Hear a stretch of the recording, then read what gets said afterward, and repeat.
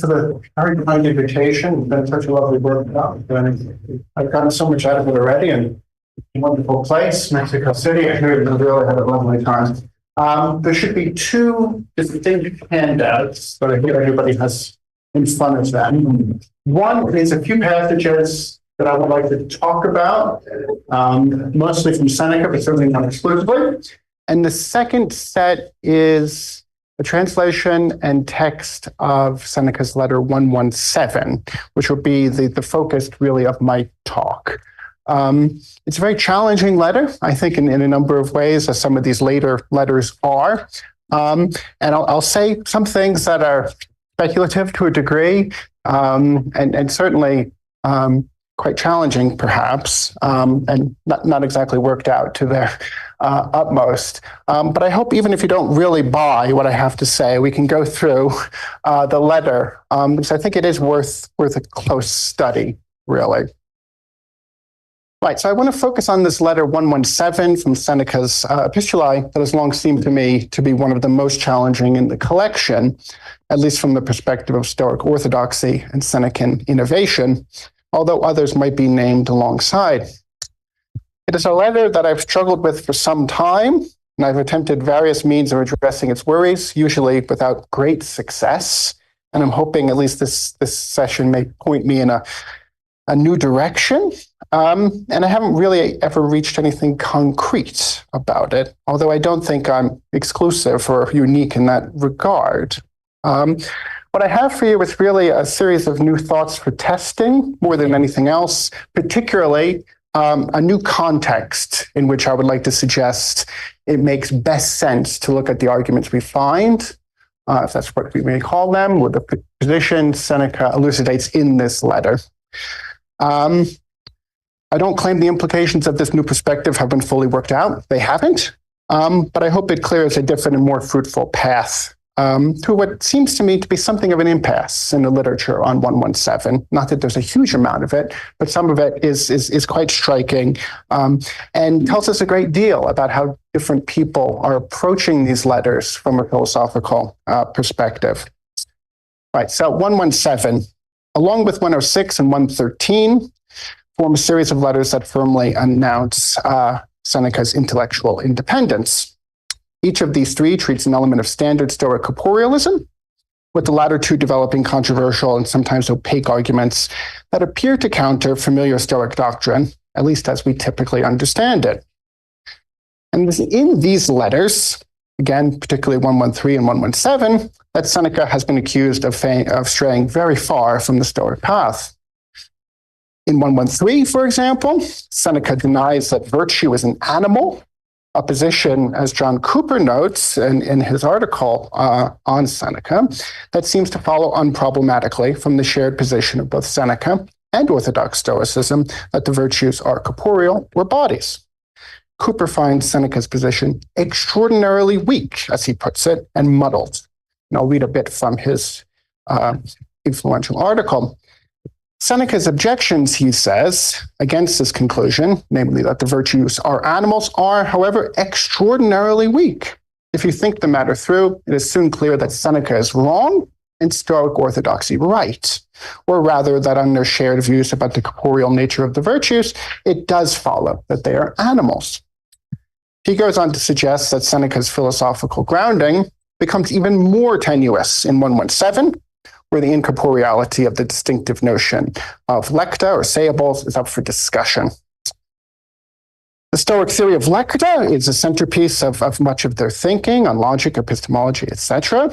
Using this theory, corporeal utterances and name bearers are distinguished from incorporeal lecta, which, among other things, seem to give speech its significance, its meaning, sometimes understood as its propositional content, we talked with Vanessa, sometimes some sense of states of affairs or facts.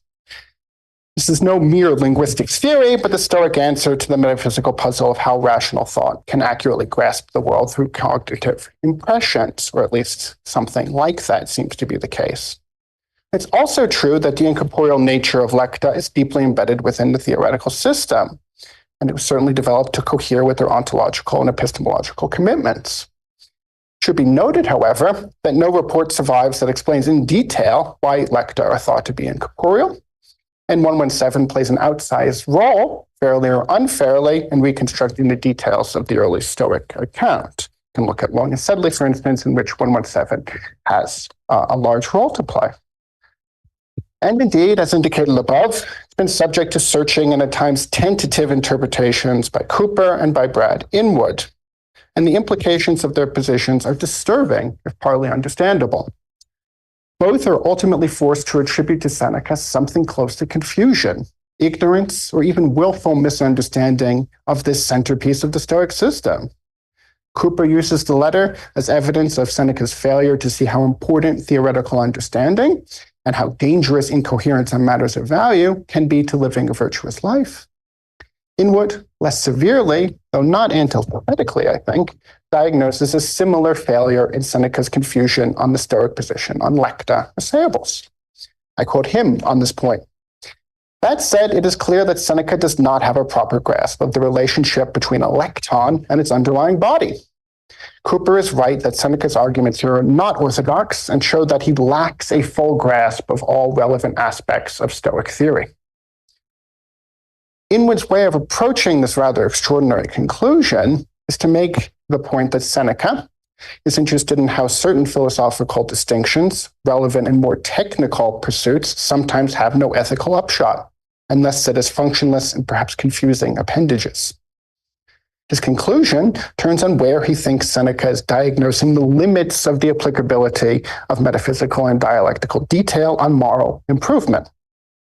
In appearing to denigrate and dismiss the value of appreciating the difference between corporeal wisdom and the incorporeal predicate being wise, the relevant point is that Seneca, not that Seneca denies the metaphysical value of the Stoic distinction, rather, Seneca is to be seen as redrawing the boundaries of applicability. In one context, it may make sense to deny the predicate good to being wise, but in context of moral choice and the grounding of ethics and physical claims, the denial may make very little sense.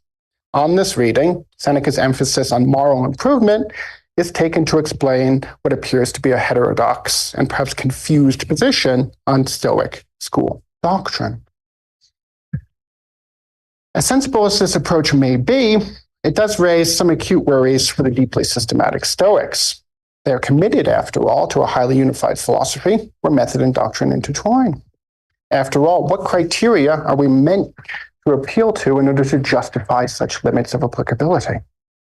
Are these consistent or somehow to be justified by moral practice itself? Does Seneca give us the means of reliably finding these limits? It may seem obvious that in any system, there will be details that, while true, have no applicability to features of the systematic structure outside of their local import. It is not clear that the Stoics could so easily separate dialectical or technical mastery in one area from questions about a practitioner's virtuous disposition. This is particularly true if we were to understand that an understanding of Stoic theory, however technical, contributes to the development of grasping the rational foundations of the virtuous life, and then acting in accordance with this understanding reliably. Where such detail of the theory stops grounding or contributing in some way to these foundations, risks being arbitrarily assigned. This amounts in principle to Stoics' worry about Seneca's approach in these letters. It is then widely assumed that Seneca is proceeding from a position of moral priority, and this is assumed in almost all of the readings of this letter. And indeed, it is often in those aspects of his works where he appears to ignore or confuse what he understands to be Stoic orthodoxy. It is not clear to me that A, it sufficiently contextualizes his approach in 117, or B, that it really saves him. In short, I would like to resist this deflationary, somewhat defeatist, I would put it, interpretative line, but it's a big ask, and I'll be sketching out a Seneca in the following pages, far more interested in Stoic metaphysics and his contemporary debates in the centuries leading up to his writing of the letters, probably in the 60s, leading up to that point of the composition of the letters. But on the surface, at least, the conventional view, or certainly aspects of the conventional view, should give us some pause. As mentioned before, the very figure who provides in this letter perhaps our best testimony for the metaphysical status of lecta is held to misrepresent these very entities. We should also wonder just how closely a reading along the lines offered by Inwood and Cooper matches the text. One of the great difficulties of this letter, this is probably true of several of these later letters of Seneca, is that at some points, section 13, for instance, being a good example, Seneca appears to have a more or less strong grasp on standard Stoic distinctions. At others, 9 and 16 being two good examples, he appears to be almost willfully adapting and manipulating familiar frameworks to suit new purposes. That these new purposes are mainly or exclusively defined as devoted to moral improvement is widely assumed in readings, but it is not altogether obvious that this must be so. And certainly there are prominent features of this letter, especially its emphasis on models of different ways to understand the relations of possession or having attributes or qualities, which Inwood and Cooper only tentatively tackle. And I think this notion of possession, of having, and how it relates to qualities and attributes is absolutely central to what's happening in 117. In general, it's worth noting that one of the great advancements in the study of Seneca over the last decades is the attention that has been paid to the complexity of Seneca's authorial personae and the relations to the recipient of these letters. This has been most prominently cashed out in terms of the so-called Senecan self, with great emphasis placed on how these presentations and representations relate to the project of moral improvement and pedagogy, which is often taken to be the letter's primary project. We hear, for example, of A.A. Long's recurrent and normative selves, of Seneca's self-presentation as a proficiens, of an apparent openness to aspects of Epicureanism. Little of this attention, however, has focused on how this complex self-presentation might relate to Seneca's engagement with the particulars of contemporary philosophical currents, especially the growing prominence of Platonist challenges to the material metaphysics that unites different schools of Hellenistic philosophy. We do, of course, have prominent letters, 58 and 65 being the famous examples that encourage looking at Seneca in such a context. And certainly, it's not as if people don't see an interest in contemporary discussions on metaphysics and elsewhere in these letters, but they very rarely do so from that perspective of achieving an interpretation of what Seneca's self-presentation amounts to. The default position, then, for many scholars, is to see Seneca as largely dismissive of the metaphysical arguments and dialectical concerns that we associate with the revived Platonist tradition. That Seneca had little time for philosophical technicalities is echoed in so much work. I try to resist this. So, what do I want to do? I want to try out a different way of viewing what Seneca is trying to get at in this challenging letter. Fine, obvious. My main claim or set of claims is certainly novel, very unwieldy, somewhat speculative. The evidence is tough, challenging, all of these things. I'm, in short, asking you to be nice to me and what I have to suggest. And of course, there are several potential paths through to shore up Seneca's credentials, if that's what we want to do. Or we might try to dismiss the above critical marks as irrelevant or somehow obtuse. I take it that a number of people that work on Seneca's letters would want to go down something like that path. Me asking how Seneca is engaging with the metaphysics present in the revived Platonism of the first century BCE and CE might be simply, from their perspective, irrelevant or something like that. It's important as well to notice that really more than anything else, we find something close in Seneca to Plato's dialogical sensitivity to the imperfections, confusions, and journeyman status of his interlocutors. One response to Cooper and Inwood might be to reject outright that 117 intends anything like doctrinal discussion of Stoic orthodoxy, and that no considered position of any kind is fairly attributed to Seneca the philosopher, as opposed to Seneca, the carefully crafted protean self-persona of the letters.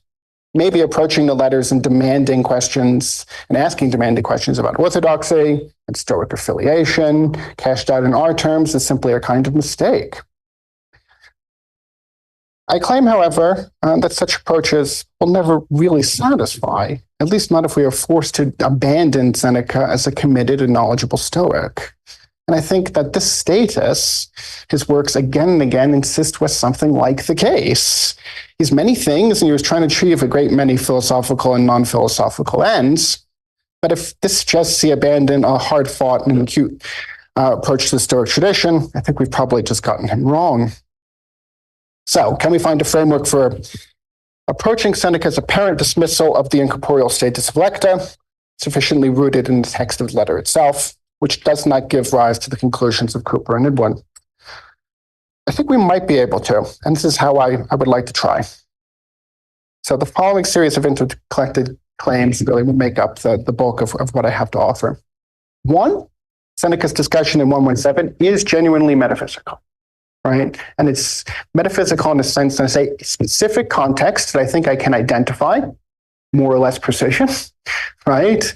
I think the specific context is not, at least in the first instance, about the status of lecta or something like that, although it becomes relevant, but rather with what he takes to be, on his view, a similar distinction, or at least a distinction that's somehow illuminating in comparison with the relation between a lecton and its underlying body, namely between subjects mainly between subjects and the relationships between qualities and havables. In short, my suggestion is that taking what Inwood and others have seen to be a flaw in 117 is rather something of an advantage, right? Their so-called claim of confusion, of misunderstanding, properties, attributes, qualities, however we want to put that, can actually be made to strengthen Seneca's argument. But it does proceed from a very real worry about how qualities, properties, the qualified on the scheme of havables, and this is very much language we have in Seneca, and I think it's very, very important that we note that this is about having a particular quality. The language of having, what can be had and what can't be had, is the centerpiece of this letter in some ways. And I think this really situates in the context in a way that hasn't been suggested before. So what am I suggesting in detail? Well, some of it is in keeping with David Sedley's comments in his well-known piece on Stoic metaphysics at Rome, and particularly his remarks on Cornutus. Cornutus, of course, is a Stoic philosopher, not mentioned by Seneca, but it's hard to believe that they were unacquainted, given that they were contemporaneous Stoic philosophers. And we have for Cornutus a very mysterious but very striking book title that Sedley makes a great deal of, namely The On Havables. Seneca's interest in properties as havables in 117 has never been connected, as far as I know, with Cornutus, or indeed with any contemporary, more or less contemporary debates on metaphysical topics, but it seems a connection more likely than not, right? Sedley's point, which I think is a striking one and something that we ought to consider, is that the language of properties as havables, as hecta, right, as things possessed, is not something that we ought to associate very early with the school, but is something distinctive of the Stoic Platonism dialectical context that comes with the reinvigoration of the Platonist tradition, right? It's something dialectical, right? In which, however we understand the ways in which Platonism and Stoicism were working together, there's a sense of trying to make sense of things in terms of the systems of the opposing party, as it were. You may think that's syncretic in some ways. You may think that's an attempt to borrow the kind of philosophical machinery of another school to prop up your own position. Nevertheless, it's a particular context, right? This language seems to reflect the discussion of properties as something immanent or not, seems to have become central under the pressure of Platonism, right? So what are properties? How can they be said to be havable, and how are they immanent, right? So this leads to my particular suggestion, really, and it's the one I hope you take away, even if you disagree with everything else, right? And that there is a specific context in which Seneca is working here that we can map on to this Platonist Stoic commentary tradition, right? And it's one that's apparent in, of course, in Simplicius's categories, his commentary on the categories. Now, we saw this work this morning in Matt's talk, and it's where a great deal of the discussion of the first century on Aristotle's categories is preserved. And this is particularly true of Cornutus, Seneca's Stoic coeval, along with the Stoic Athenodorus that Matt made a great deal of this morning on relations. If nothing else, the fact that we have the likes of Cornutus and Athenodorus actively engaging with the commentary tradition and developing a distinctive line, of course, it's often associated with a very linguistic heavy line of interpreting the categories, one that focuses on sort of language and terms at the expense of things in the world. Nevertheless, that seems to me pretty striking evidence. And so the thought is that a comparison of Seneca's letter with some evidence we find in Simplicius's commentary reveals much more than people have suggested. Okay? So it is this text more than any other that gives us our specific context for what's happening in 117, right? So that's the main claim, right? So one may take issue, as I say, with the substantive claims made below on what Seneca's interest in properties or havables amounts to. I hope, however, that the preliminary claim, right, or the historical claim on intellectual context may stand as somewhat independent, right? So in general, what does this, amount to, this position, right? Well, if we think of the letters 58 and 65, right, I mean, these are the sort of classic places in which people claim there's evidence for Seneca engaging with the Platonist tradition, right? In which we have in 58, for instance, this discussion of 6 ways or aspects of being according to Plato, right? And some people think on the more extreme end that this is just something that Seneca is reproducing from the Middle Platonist tradition, right? In any case, it's quite clear that that letter is evidence for that interaction, right? 65 works as a somewhat less studied, but nevertheless quite well-studied letter in this respect. So in broad terms, I'm suggesting that 117 has to be seen in that frame with 58 and 65. Okay, it hasn't been suggested before, right? But I think there's pretty sound evidence to suggest that this is the correct context. Okay. So let's look at 117 in detail.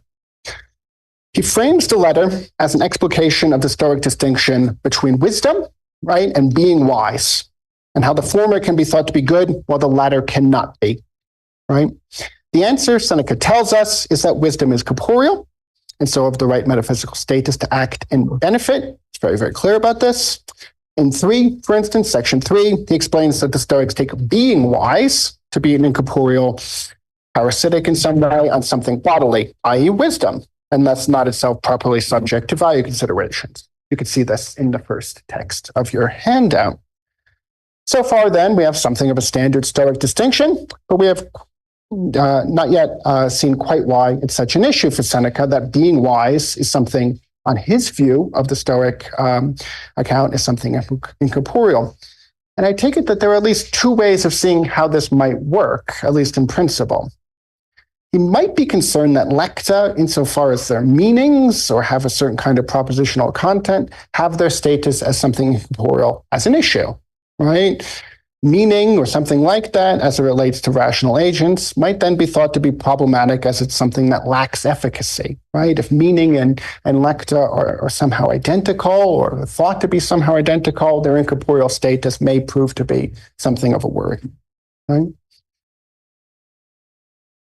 And this I call sort of reading A of understanding how Seneca is approaching lecta here, right? Or more specific than that, how he's approaching this standard example, namely being wise. Okay? However, this doesn't seem to me the only way we can understand this, right? You might think that being wise here, for Seneca at least, represents, at least in one aspect, features or aspects of the corporeal quality wisdom or its relation to its bearer, which Seneca is concerned the Stoic account fails to capture, right? I'm going to say more about this later. So this is sort of the line of reading B right, in which we need not see being wise in every instance just as a predicate, right? That when Seneca contrasts wisdom with being wise, as he does a number of times throughout this letter, we are not to see it simply as wisdom and a predicate being wise, right? I think ultimately that's what it amounts to for him, but I think he's making a very specific point in doing this. Right? What this amounts to, I think, is that it's within a discussion of quality or the qualified itself, or within really havables, as Seneca understands them, the kinds of things you can possess that Seneca is launching his criticism, right? Now, it's one thing to say that he's interested in this notion of havables or possession, right? And how you can go about having properties of a particular kind, right? He seems to take this to be the way to understand how it is a bearer relates to something like a corporeal state of qualification or something like that. Does he take this to be ultimately the Stoic position on the matter? That, at least to me, is unclear, right? If we follow the sort of Sedley line and think this language of havables is something that, say, postdates a Chrysopian account of what the qualified, as the second genus, amounts to, you may think that this is something that is later in the Stoic tradition. Good. So, interested in Seneca's account of properties and attributes as havables. Right? How does he develop this? Well, he seems to do so in a way that makes use of standard Stoic distinctions, right? In an apparently somewhat confusing way, but I think we get there in the end, right? So we begin in section 5 with the distinction, I'm sure everybody here will know, between something choice-worthy, right, and something which should be chosen. Right? And here you can very much see the issue of possession as something central to the account. I provide this very standard piece of evidence on 3, and Seneca clearly has it in mind, from Stobaeus. Here, he makes it plain that possession is of corporeals and that predicates are incorporeal and not havable. Seneca is then, I would suggest, preparing the way for exploring the distinction between corporeal agents and what it is they can be said to have.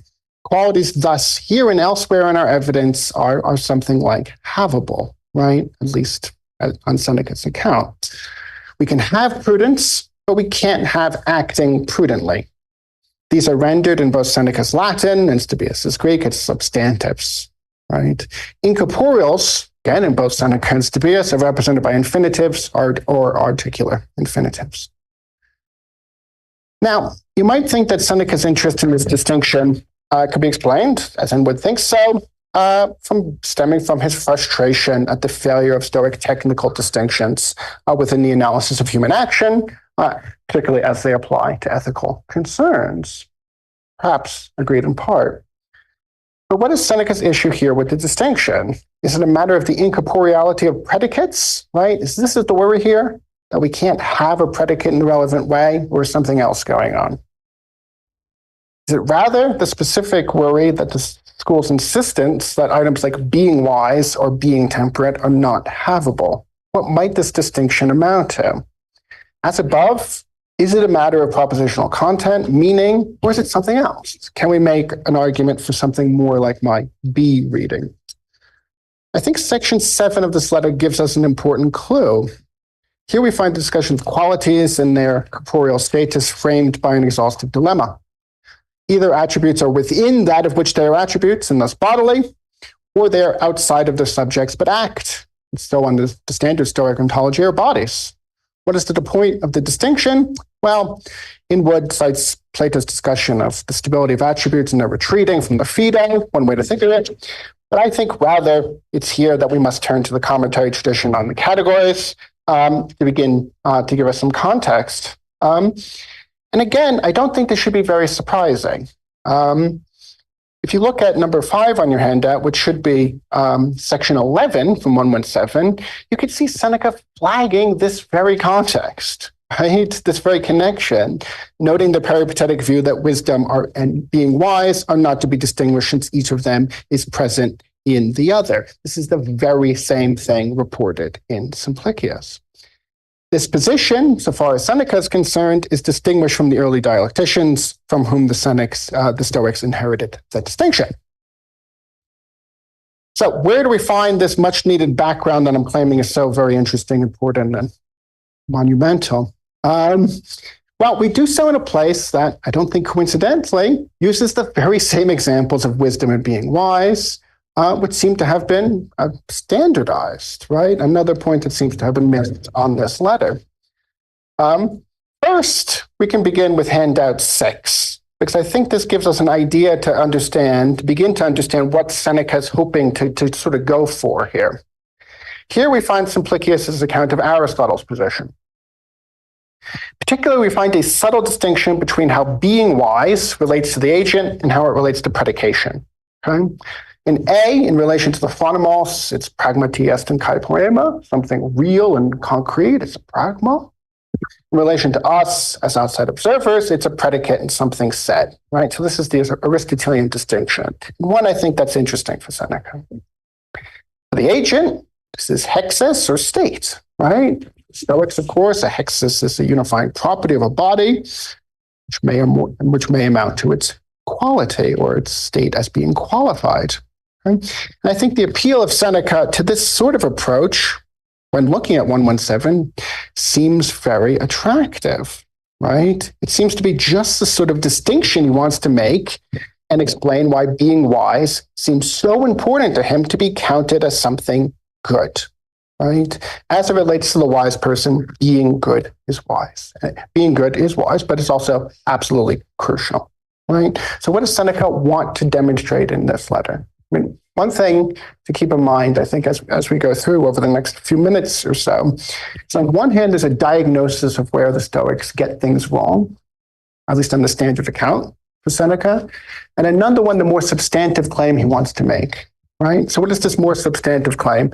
Namely, right, that being wise is havable, it's a good, and it's a body, right? But it's a body that must be distinguished from wisdom, right?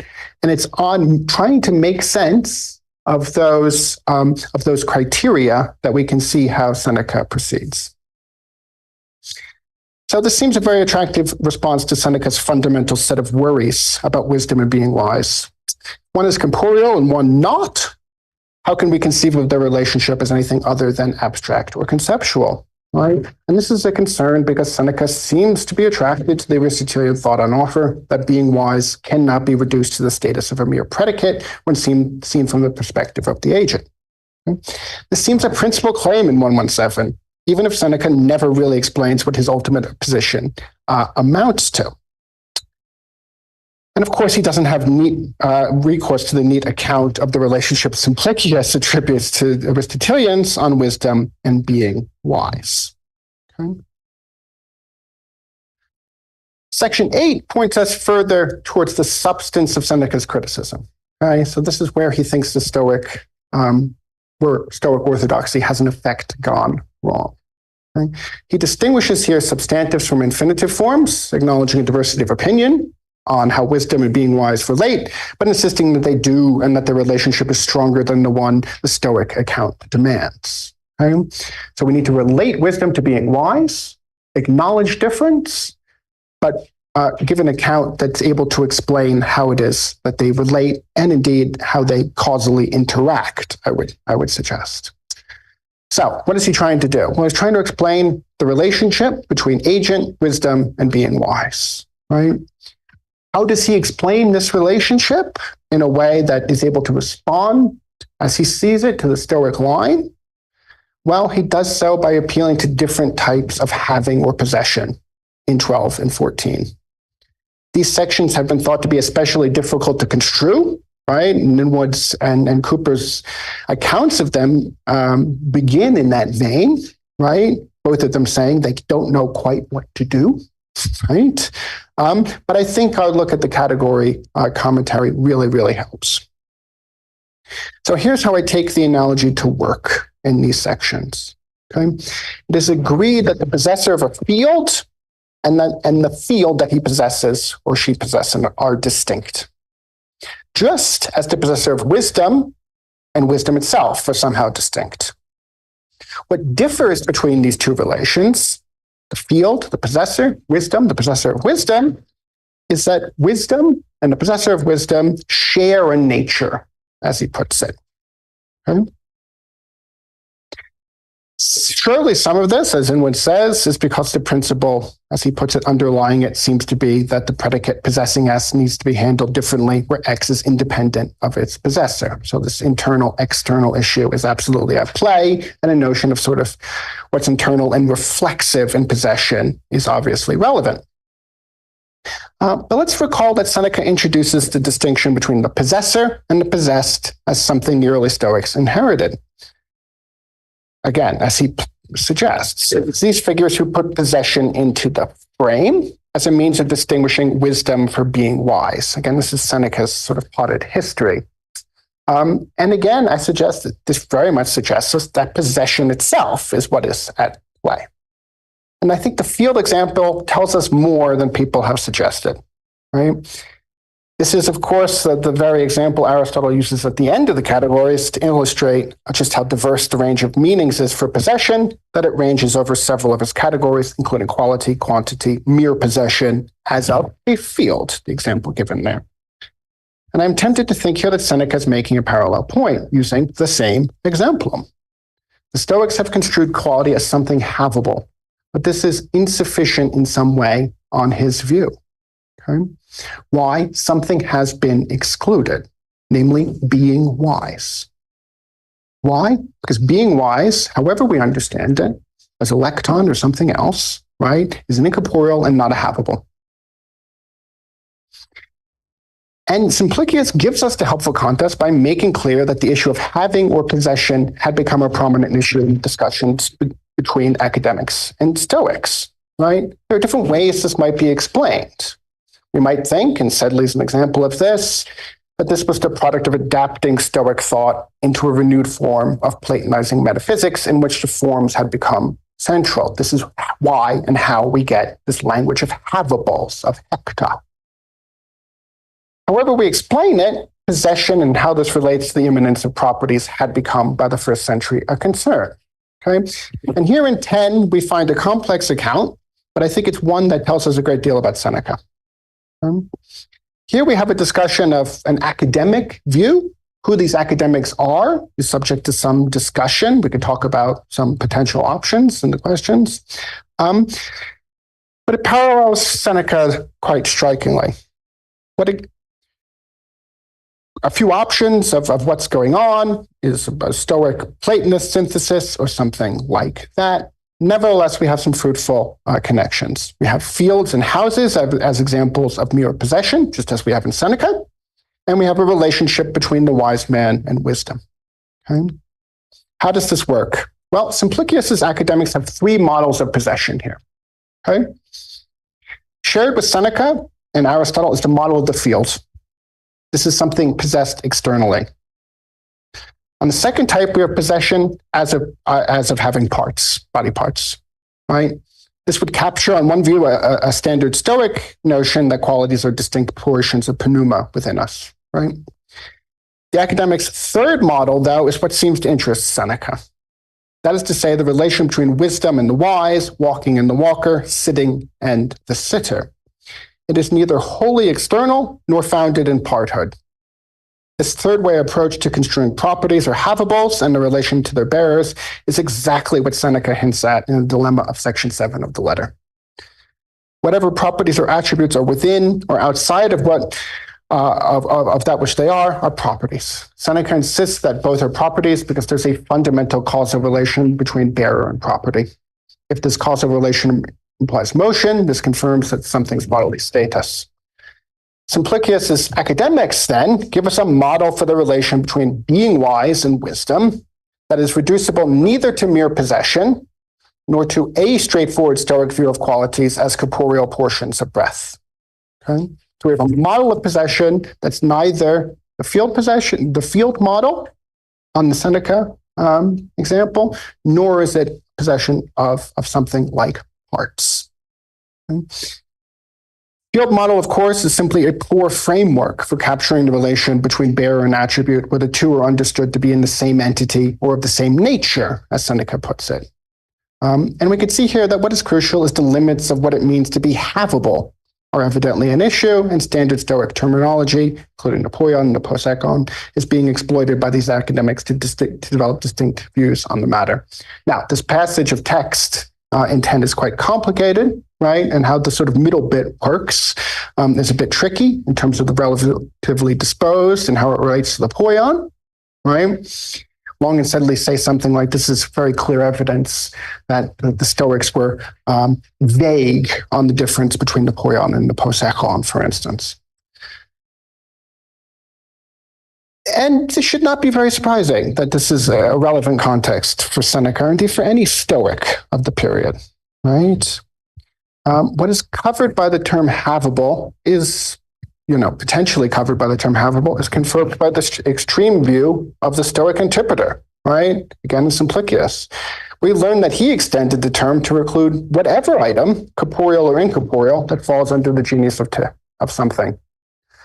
In short, how properties of all kinds, states, activities can be called havable is openly at issue, right? Whether being wise is something havable is a real issue, at least I would like to suggest. Equally important is that Simplicius' striking report tells us that the Stoic distinction between the qualified and disposition was interpreted in a way, plausibly in the first century, that suggests the former had hard limits, right, and was taken only to include what was marked by differentiation. Anything that lacked a distinct corporeal analog would then be excluded. What the Stoic understanding of the qualified amounted to then, and whether there are things havable that extended beyond this class, is up for discussion, and I think this is exactly where Seneca wants to situate himself. Simplicius tells us that this develops within a debate on what counts as havable, and not insignificantly, as we shall see, whether this is something separable or not. His conclusion is that these academic interpreters of the Stoic distinctions get themselves in a muddle by assuming that something can be classed as havable and still separable. No doubt this relates to the version of Platonism and to the treatment of the forms that these academics being reported adopt here. But the main terms of the debate remain in line with Seneca's presentation as to what makes something like walking or being wise havable. And I think this is fundamentally the framework I want to suggest 117 adopts. The concern with the distinction between wisdom and being wise and how the latter relates to the former guide the arguments Seneca provides. These arguments, despite the appearance of something like a semantic or predicational context, seem to turn on metaphysical and ontological concerns about qualities and the relationship between agents and characteristic activities. The context one is that turns on a discussion of havables. If this is right, Seneca's analogy is intended to mark off qualities from what may be had more generally, with a particularly strong relation assumed between qualities and their bearers. The field analogy makes this point. Wisdom, of course, is not a field, it's something different. Its function as a quality is more robustly connected with its bearer. Yet Seneca's point in 117 is surely that the Stoic view of qualities or the qualified, whether traditional or current, is somehow inadequate. And this view fails to capture something relevant. This is what he seems to mean by saying that being wise is something havable and something corporeal for his view. How does this work? Well, section 17 seems to give us an answer. This is a complex run of text where the strength of Seneca's argument may be seen to be dipping significantly.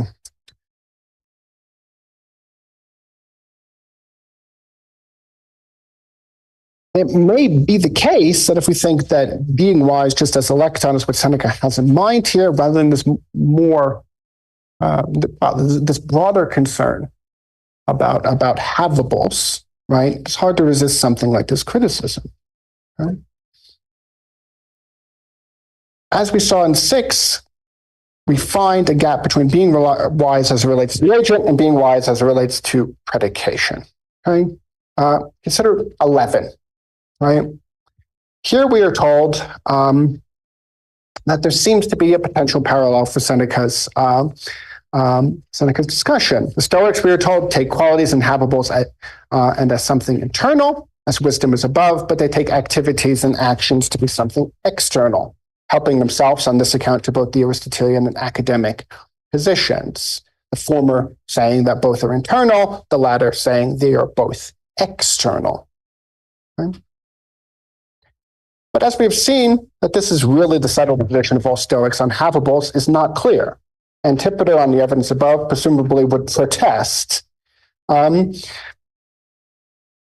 If we accept something like reading B above, where being wise is not to be equated, at least in the first instance, with electon, we can see how this might begin to work. Okay? So in section 9, Seneca insists that being wise is havable by the wise person, whether there's something that produces wisdom or is produced by it. Okay? Being wise would then be an activity of wisdom and not just the incorporeal expression of it. We may take this as evidence that Seneca is getting Lector wrong, or that he views, contrarily, being wise extending over something like predicates and activities, and this serves to undermine the standard Stoic view.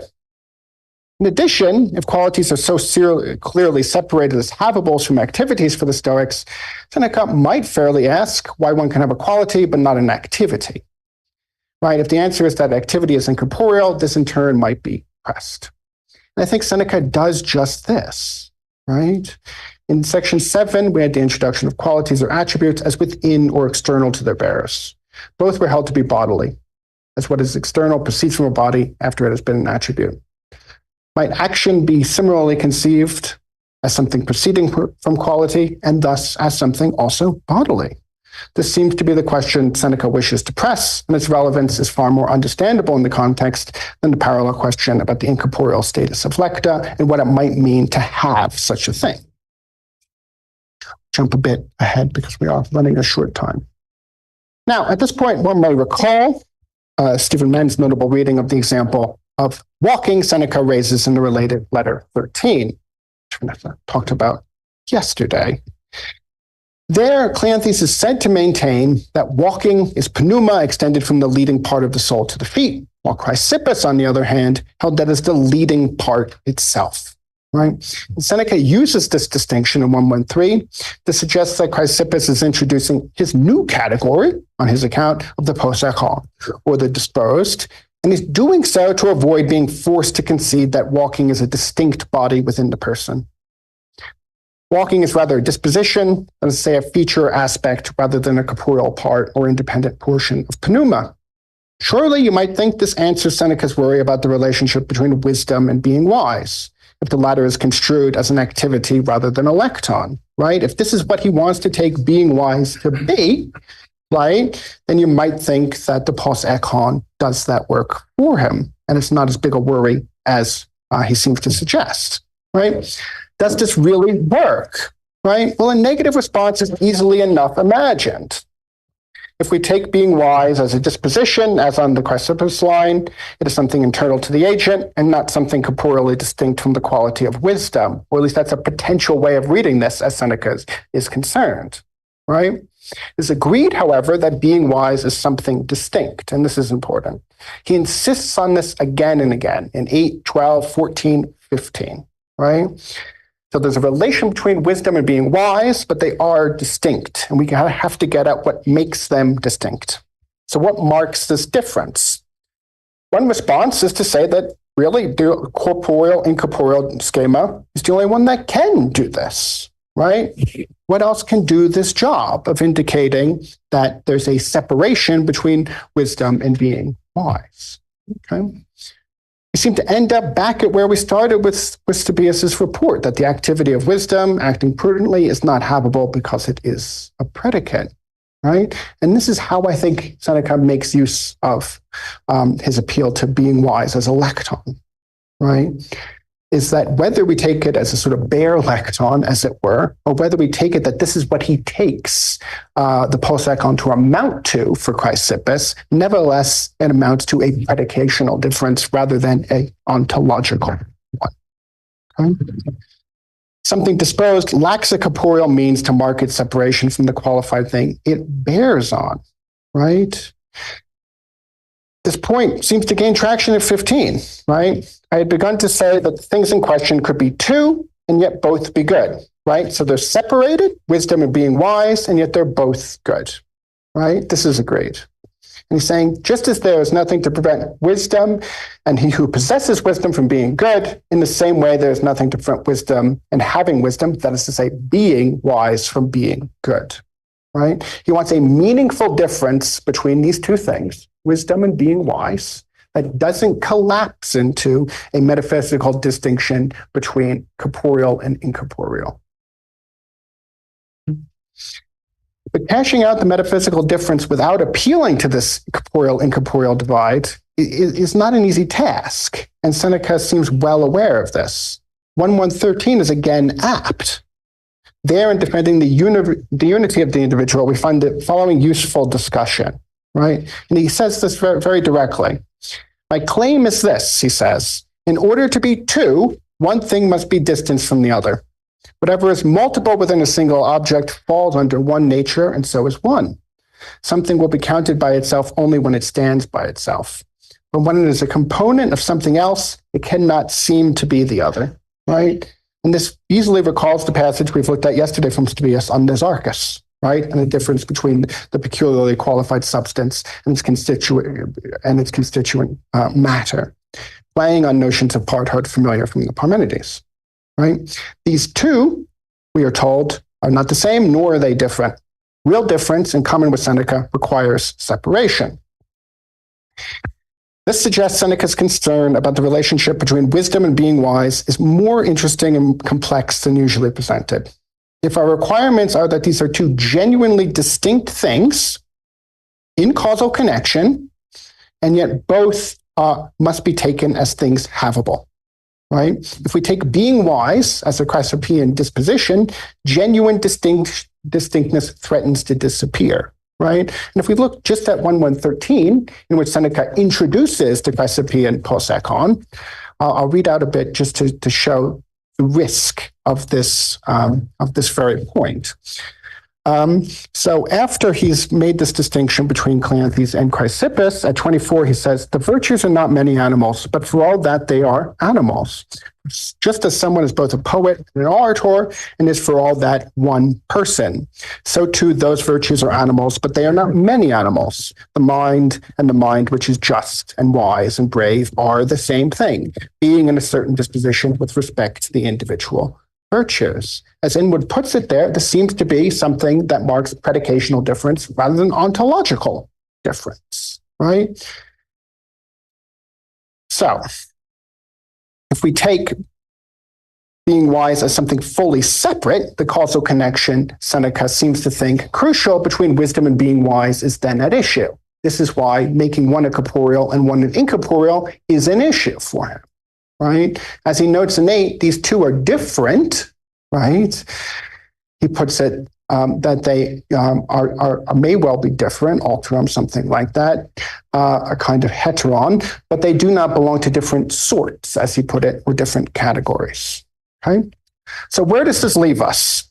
Right? Well, I've insisted on two main claims. One, Seneca is working against an intellectual background richer than previously claimed, and one which we can attempt to unpack using Simplicius's categories commentary. Two, Seneca maintains two primary claims in relations to qualities of the qualified. On one hand, he accepts the Stoic view that qualities properly construed refer to enduring, differentiated internal states, understood on the field analogy, right? The bearer of wisdom and wisdom. On the other, he wishes to insist that such qualities as wisdom have an important relationship with something like their characteristic activity, being wise. The upshot of using being wise, then, is to draw a disanalogy between these two uses. As a predicate in lecton, it is inefficacious, with only a non-causal connection to its underlying body. As activity and analog, it is something much more metaphysically and ethically. Getting at how wisdom relates to being wise on the Stoic view is not as simple as some have assumed on the Senecan account, and I conclude that it raises something of a genuine worry that we might want to consider. The question in short, is how can we both maintain A, distinctness or separation, and B, genuine causal connection, unless both wisdom and being wise are taken to be bodies, right? Somehow separable, but also havable, which is the very point that these academics are committed to in our report from the categories commentary. This idea that we have a notion of possession that doesn't amount to parthood, nor does it amount to a possession of an external like a field, right? Nor is it something that's inseparable, right? Now, for these Platonists, this is going to be something like an immanent form, surely. And that seems to be Simplicius's criticism of these academics. They thought that something was havable that's not, in fact, havable, right? And I take it that Seneca is tempted in this direction. Does this ultimately mean that Seneca confuses the doctrine of lecta by playing on complexity or confusion of what being wise means? No, I take it that this is part of his point, right? And the way in which he sort of adopts his dialectic against what he views as the mere predicational difference of the posekon in 1.1.13, right? In section 13, which is handout 12, he gives a good, indeed quite clear account of lecta, right, that confirms he understands something of what's at stake. We say wisdom, he says, to be something which is bodily. When we say is wise, we're talking about a body. It makes an enormous difference whether you mention the person or talk about the person. With this in place, we can hardly claim that he muddles up predication with qualification. Right? Nor should we think that Seneca is simply demanding a moral application for a theoretical difference he plainly understands. Okay? Finally, what am I suggesting? Seneca is attempting to use the metaphysical distinction between lecton and underlying body to challenge a separate, but not completely, Stoic distinction between quality and its corresponding activity, as he would like to suggest. He regards the Stoic position on this as muddled. His claim is that the Stoic view insists on seeing these two relations as somehow akin. Activities in lecta are taken to be external, separable, non-efficacious. Such an assumption threatens to render activities like lecta as incorporeal externals not to be subject to predicates such as good because they're inefficacious. Seneca's claim, then, is that conflating the two doctrines results in an intolerable framework where activities are absurdly held to be not worth exercising because they are not good. Rather than seeing Seneca as responsible for confusing lecta with qualities, such a reading attributes to him a substantive point in finding a gap or confusion in what he regards as the standard Stoic view. I'll leave it there. Thank you very much.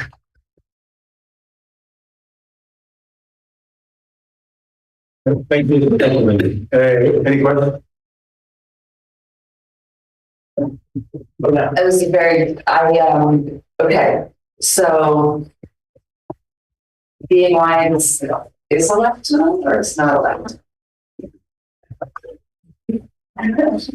I think it is. Okay, and then so just to follow up on that, so then at the end I was trying to make this analogy. So is it like this? Is it the quality is to activity as something else, as something is to lecton?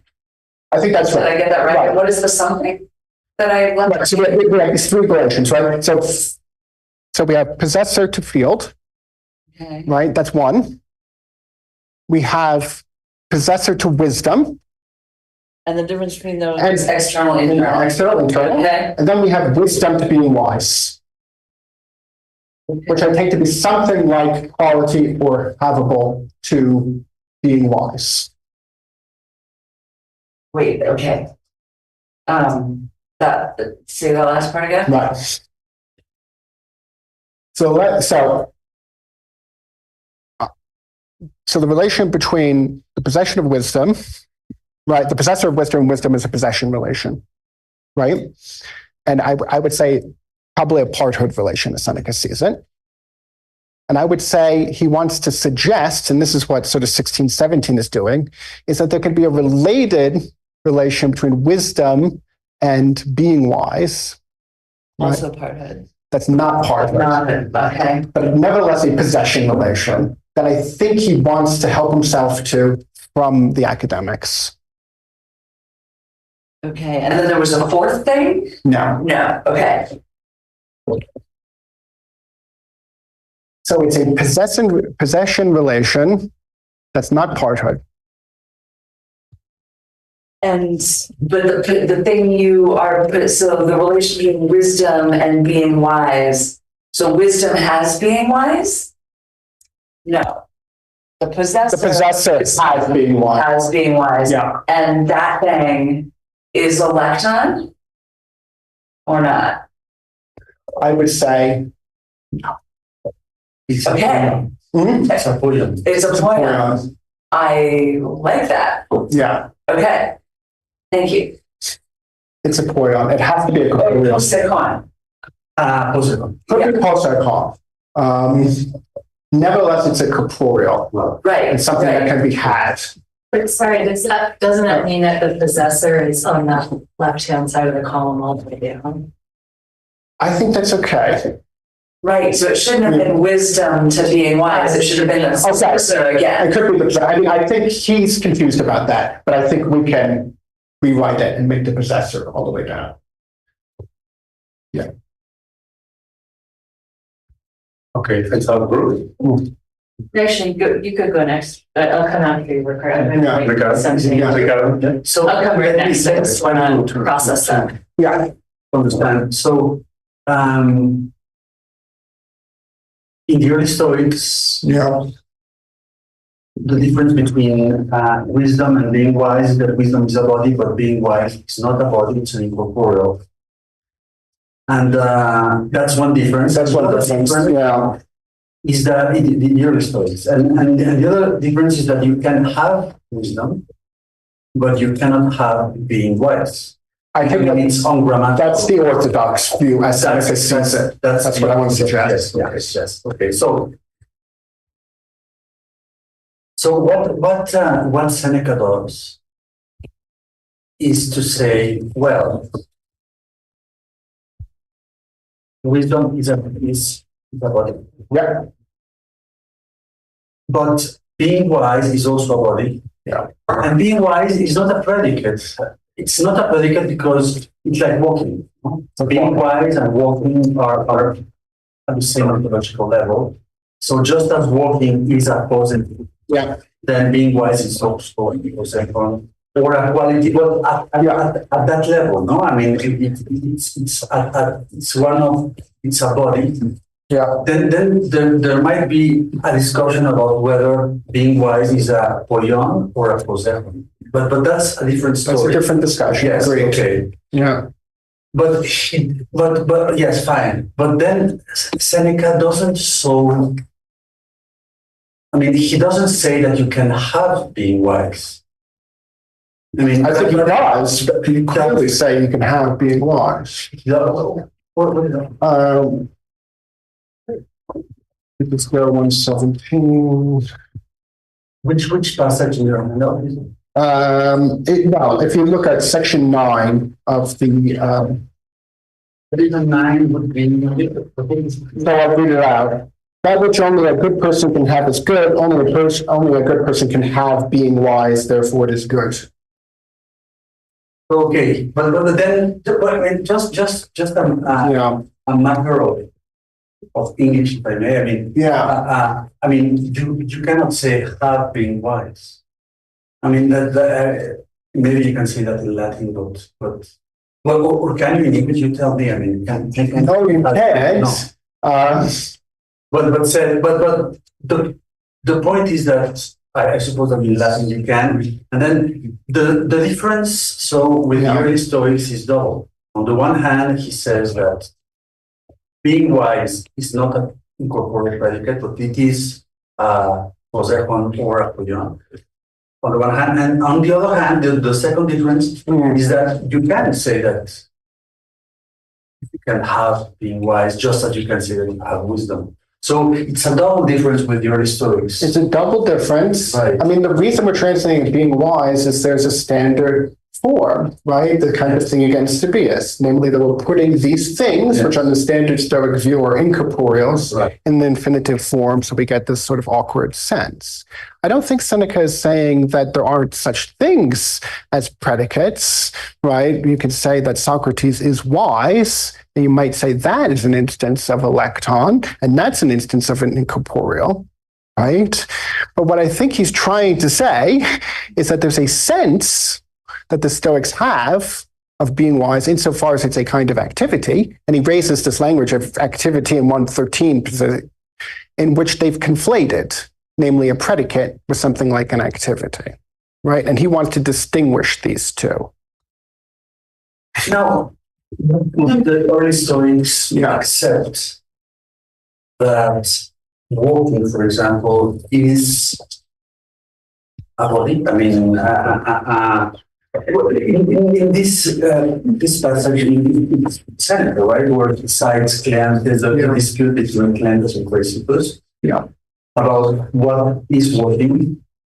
Well, they disagree about what it is. I mean, about whether it is the pneuma extending to the extremities or it's the hegemon itself. That's the disagreement. But they both seem to agree that walking is a body, no?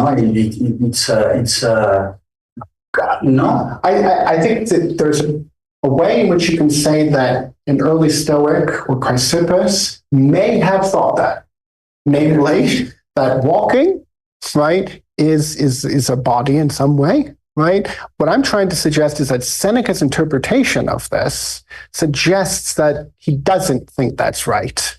And and that Seneca seems to think that the poseikon is something incorporeal insofar as it amounts to a predicate, right? Or at least a predicative difference between corporeal wisdom, right? I see. So he does think that being wise, or walking, is incorporeal. He thinks that the way Chrysippus suggests is that it's an incorporeal.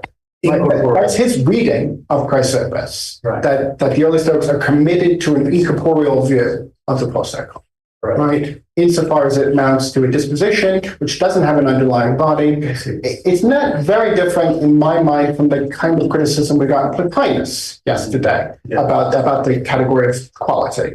Right? Namely, that it sort of dissolves either the poseikon either dissolves down or disappears in a way, is the way to put it, right? That there's nothing one can point at. Right. And so I think there's a sort of diagnosis of the Stoic problem and then his substantive contribution forward, which makes being wise something corporeal. For Seneca, yes. Corporeal, yes. Bodily for Seneca. And that's my other question. Does Seneca classify being wise as a poyon or a poseikon? I don't think he admits himself to either. He's clearly aware of the difference. I mean, you can go through, Seneca seems aware of all four genera, right? So it's not as if he's ignorant of it, but I don't think he wants to give us an answer here. I mean, is what I would say. Nor does he give us the exact relation, right? He just gives us these sort of set of relations: possessor, field, possessor, wisdom, possessor, being wise, right? And suggests that there need not be an ontological distinction in terms of categories, namely between corporeal and incorporeal, between wisdom and being wise. That's his ultimate conclusion, and as far as he's prepared to go. And that's not unusual for Seneca. If you look at any of these challenging letters, right, whether it's 117, 113, 58, they all have this habit of going so far and then having a break where he just stops and says, we should focus on something else, or, what's really important here is this and not that. Right. And that's always sort of motivated the view that I sort of sketched at the beginning, that Seneca's not really that interested in technical distinctions. I would say he is, but he's presenting them in a way peculiar to his model of sort of engaging with his interlocutor, his addressee, Achilles.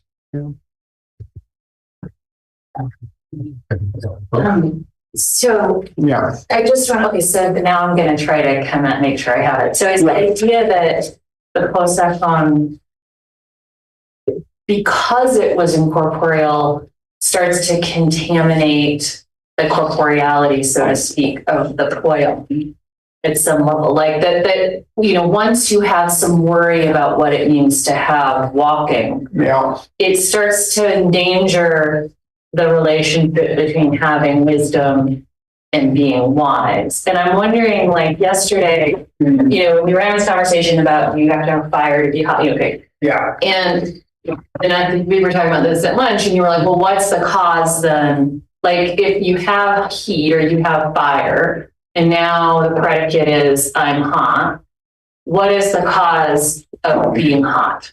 Yeah. Right. And so, and that question, like one would want to say, presumably for the early Stoics, well, fire is the cause of being hot. Yeah. But it doesn't seem to specify how that body continues to produce its effect. And I was reaching and trying to answer that question with the Stoic concept of like a sustaining cause, right? Like a cause that is not just something you have, but you have it as something that then continues to produce its activity continuously, which you would think would be sufficient to address the worry in the case of corporeal qualities, or, the poion. I mean, it seems from all of this that they do think qualities are bodies. That feels incontroversial, right? But, so like, it feels like they could give that account, but like, that doesn't seem to come into this conversation, maybe because it's been reorganized around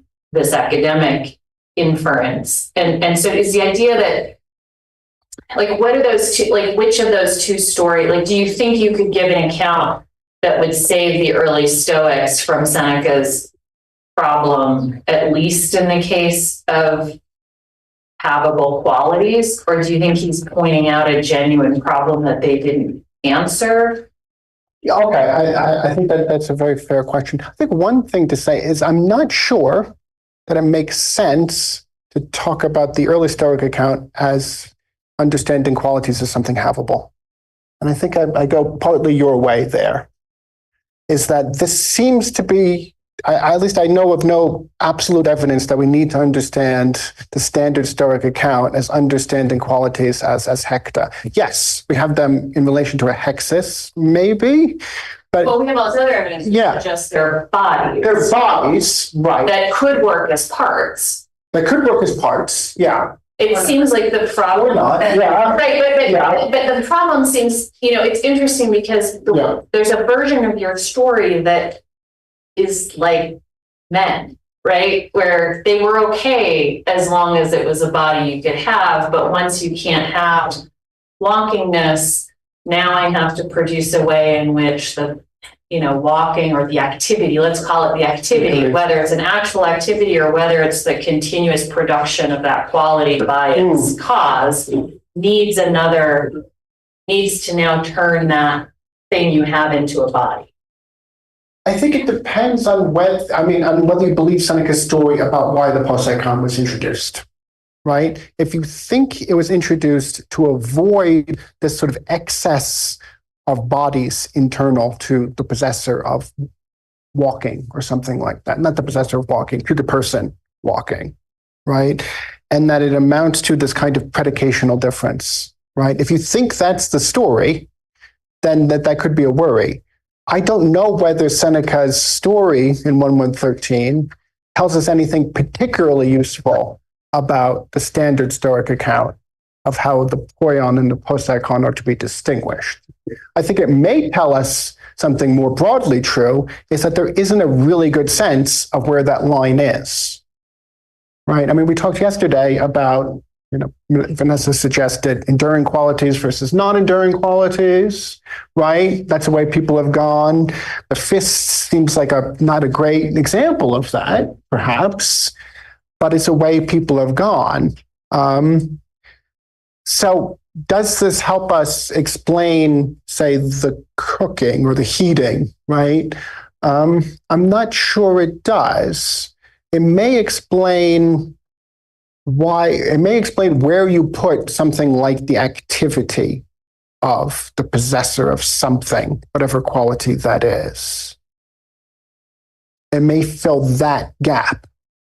If you wonder, it seems to really shed light on how having a quality, even in the case of the poion, is always a durational activity. Always a durational activity. Like Deleuze actually does a lot of this in logic of sense. Like the tree isn't green, it's like the tree greens. Okay. Right? Because the quality has to be continuously producing its effect as an activity or something like that. It has to keep being, that's that sustaining cotton. I mean, I could pull out, like Galen talks about how like the bird that looks stable is actually being. Of course, yeah. Right? And how it's supported by, you know, the same way like we might think the table looks stable, but you know, if you're doing a physical analysis of the atoms, actually there's a dynamic conditioning producing the stable effect. And I agree. And the Nemesius passage is a good one for this, right? Depending on how we take it. I mean, I'm quite tempted to think that there's a difference in the standard Stoic account between what they understand as qualities and properties more generally. For instance, I think the archive, for instance, have particular properties that are not qualities. Antitropia being one of them. That they have sort of root qualities or something like that. What has root quality? That they are Right. Like I think, you know, they have properties insofar as their bodies that we wouldn't call qualities or being qualified by the active principle. They just have them because they're bodies. Right. I mean, but that gives us a story about qualities that may fit more in your line, that they need to be something that does more than just qualify in a sort of small Q sense, but do something more robust in terms of what they qualify. Yeah, and I'll be done in a minute, but like you can see how like for me this matters because it starts to show how sympatheia of the parts at every moment as a continuous state. I'm not going to say condition because I think that confuse people, is in play even in the silver of the rock. Like for the rock to keep being silver at any moment is the interaction between the different parts of the rock and the silverness being produced. I think that's the tension that's built into the model, right? Is that there's a kind of tonos, and this tonos is a kind of continuous dynamic. Right. That instantiates whatever quality. Right, where you get this stuff about the tonic. That's how that model. It's not a kind of static model in that way. It's always one that's sort of explained by this kind of continuous tension. I mean, that's how I sort of understand what the qualities look like. But then it's almost like once you see that activity, then the activity of walking looks like it should work in the same way, but we pulled out the body that sustained it, meaning now we have to give another account of how you could have it maybe. Okay, I'm done. This is a little thing. So in the conversation with Ricardo, I was proceeding in terms of early and late. Okay. And does late mean Seneca? In the conversation that you guys were having with Cottons, late means Seneca? I think yes. Or might others also be having this? Early would be like Orthodox, Chrysippus. I said early is Chrysippus, and then. But late? Is late Seneca only? I'm trying to figure out if Seneca is alone in this. That's why I bring up Cornutus. Okay. Right? If he's writing a book on probables, on properties, right. Okay, this is the context in which I think he's operating. And so then when Simplicius uses the language hecta, is that, can we take his use of hecta as being just a later?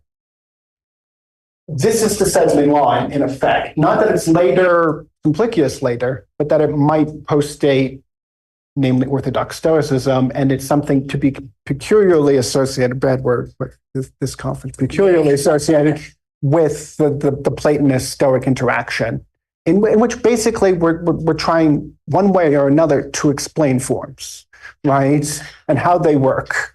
And Seneca is interested in this, right? I mean, in 58, we get a distinction between immanent and transcendental forms, right? And I think he's playing around here with pushing towards an immanent form version of having properties. I don't think we ought to buy that. You're resisting Sedley. Or you're resisting? I'm resisting sadly, although I don't think he would say that Seneca would accept immanent forms or something like that. I think he's encouraging us to think that this might be a model we should consider quite seriously. I mean, that's the logical conclusion of what I suggested, Yeah. that basically he's saying that having is insofar as this relates to a academic group, right, involves having a separable immanent form, right, a non-transcendental Platonic form, right? I didn't say who these people are. I can give you a guess, but yeah. Yeah. Thanks very much. I mean, really, as I know very, very little about this lecture, but I was, and apologies in advance if you say something about it and I missed it. Section 12. Yeah. Speaks about this. Dialectics ubiquitous. Yeah. Who are they? Do we know? No one knows for sure. I mean, this is usually the kind of language that's associated with people like Diodorus Cronus. Yeah. Okay. So, I'm trying to follow the doxography here. The doxography, Yeah, so we have section 11, the peripatetics. Yeah. Section 12, so then the peripatetics say that there is no difference between wisdom and midwise. That's right. Then Diodorus Cronus or whoever. That period, whatever we want to say, in the very late 4th century, early 3rd century. Yeah. So the Megarians. Megarians are another potential option. Yeah. They did distinguish these things. Yeah. Right? And then we have the Stoics. Yeah. And the Stoics are actually those, I mean, at the origin of this distinction. So really the contrast is between Stoics and peripatetics. Is that correct? That's right. As far as Seneca is concerned, I mean, he's giving a little account here of how the sort of Stoic position developed, but it seems to be one that's to be distinguished from, on one hand, the peripatetic view. And he doesn't mention the academic view, but Simplicius tells us, namely, it's the opposite, in effect, that that both are external, as it were. It's the opposite of what? It's the opposite of the peripatetic view, right? So basically, we have Stoics and academics on one side and peripatetics on the other. We have peripatetics over here, academics over here, and the Stoics in the middle, is what he wants to say. Right. Insofar as there's two things, right? Namely, this idea of activity and this notion of possession, right? Of being wise, in effect, right? So it's internal. Both of these are internal on the peripatetic view, right? They're both external on the academic view. Namely, their forms and activities, both of which are external, right? And the Stoic view is somewhere in the middle. Yeah. So I mean, from the perspective of, I mean, the whole narrative of this distinction. Yeah.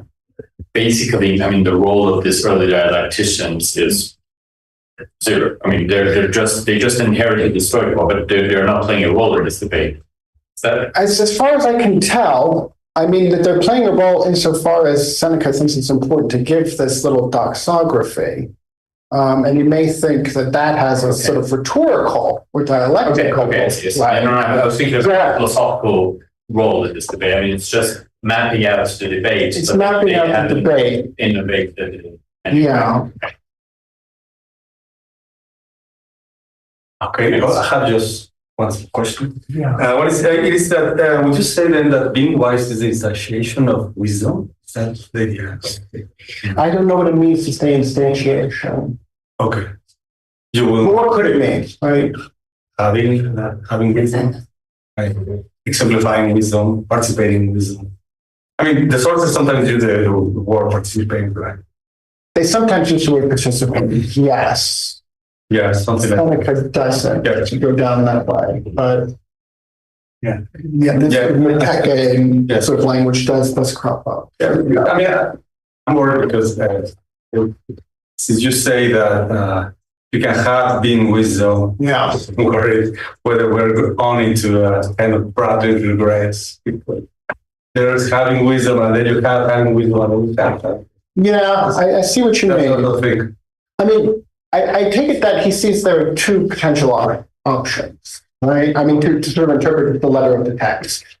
Either you think he's insisting that you can have the predicate being wise as a good and something corporeal, or you think something else is going on the line that I'm suggesting. If you go down the first one, you need to attribute to Seneca quite a strange claim that seems pretty uncharitable, right? So I take the point that making sense of what it means to have being wise has these issues that he doesn't work out, but it seems the preferable alternative. Ricardo? Yeah. So my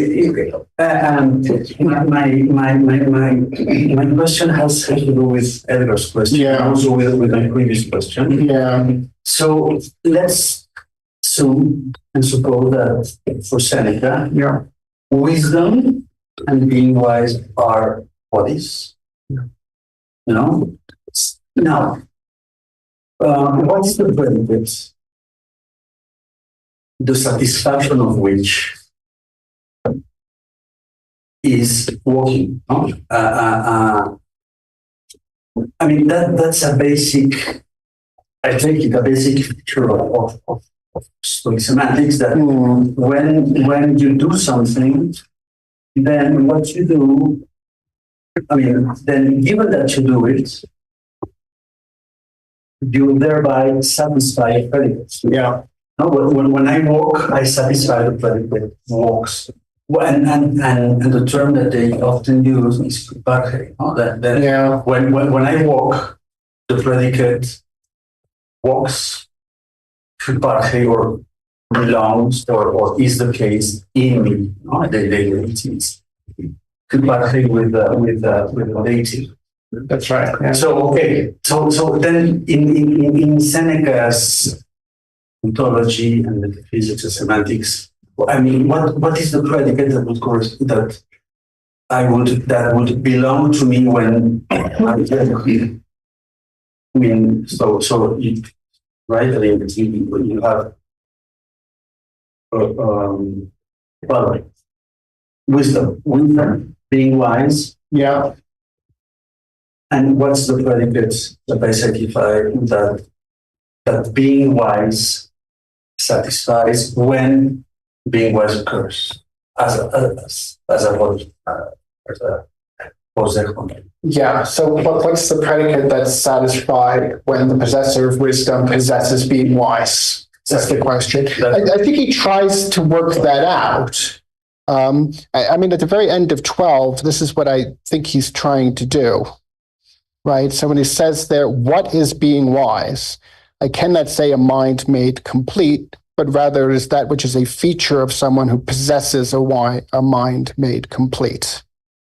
In this sense, a good mind is one thing and is something distinct to, as it were, possess a good mind. So this notion of feature, he seems to think is important, right?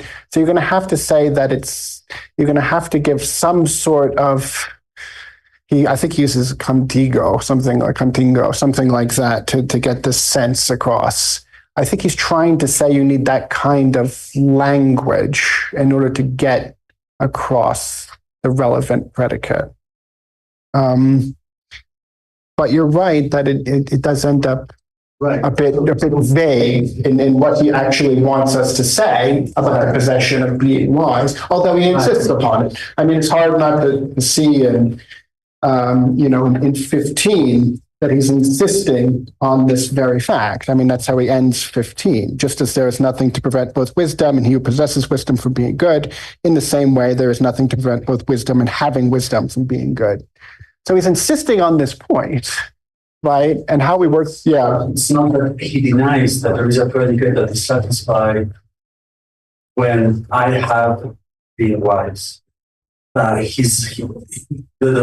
problem is just that he doesn't say what it is, or I think he's vague about it, or it doesn't give it to us. I mean, it would be, I mean, what would it mean to say that there is no predicate that could be satisfied by possessing something corporeal? That would be something unstoic, no? Unstoic, yeah. I mean, that would seem to suggest that it's in some way unknowable, maybe.